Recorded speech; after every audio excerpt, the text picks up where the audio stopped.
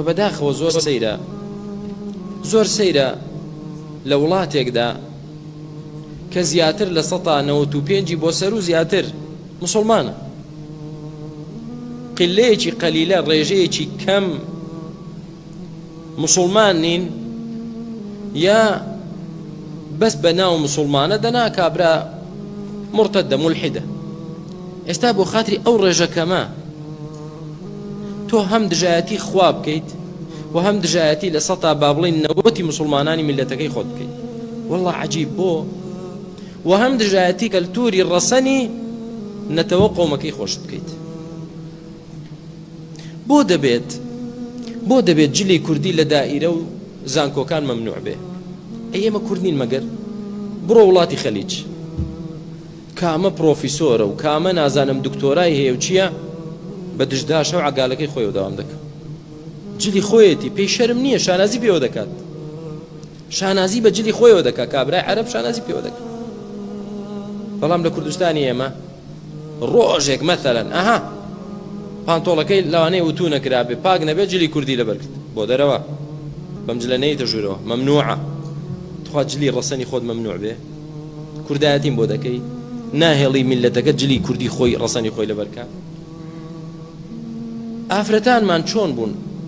ئەم جیلی تازە ناڵێم کە بەهۆی فەیسبوک و بەهۆی ئەنتەرنێت و بەهۆی سەتەلایت و بەهۆی چوونە خارج و تێکەڵاوی وەکو غەربیان لێهاتوو. ئەو جیلە ناڵم کە کللتوری کوردیان نەهێشت، کللتورێکی غەربیان بۆ هێناوێت. با باسی دایکمان بکەین. هەر یەکێک لە ئێمە ئەوانەی کە تەمەنێکیان هەیە، ئایا دایکمان چ جلێکی لەبەر دەکرد؟ پانتۆڵی پیاوانی لە پێ دەکرد؟ کام لە دایکی ئەوانەی کە لە تەمەنی منن، کام لە ئێمە دایکی پانتۆڵی پیاوانی لە پێ کردەوە؟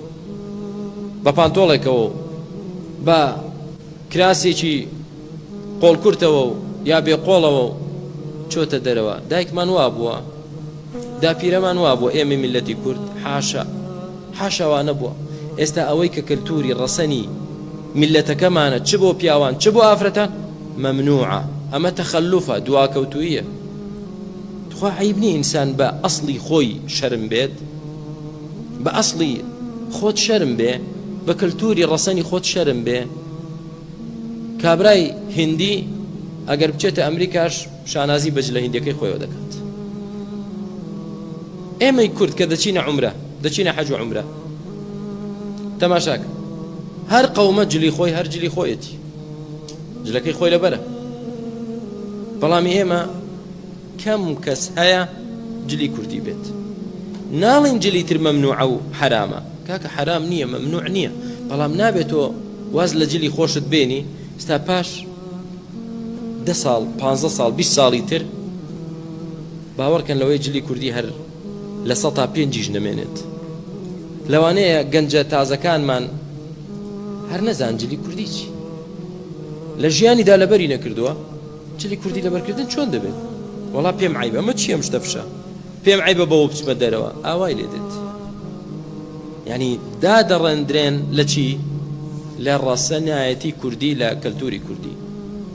جا سیاست مەدار و دەسەڵاتدارەکان بۆ وا دەکەن ئەمە کوردایەتیە؟ نەوەڵە. ئەی دیندارێتیە؟ نەوەڵە دیندارێتیش نییە. میلەتێکی کوردی مسلمان زۆرێک لە بەداخەوە مەسئولین و کاربەدەستان نە کوردایەتیەکەیان دەوێت نە مسلمانێتیەکەشیان دەوێت. میلەتی کوردی مسلمان دەڵێت کوردی بەس بە ناو کورد بە، مسلمانیشی بەس بە ناو مسلمان بە.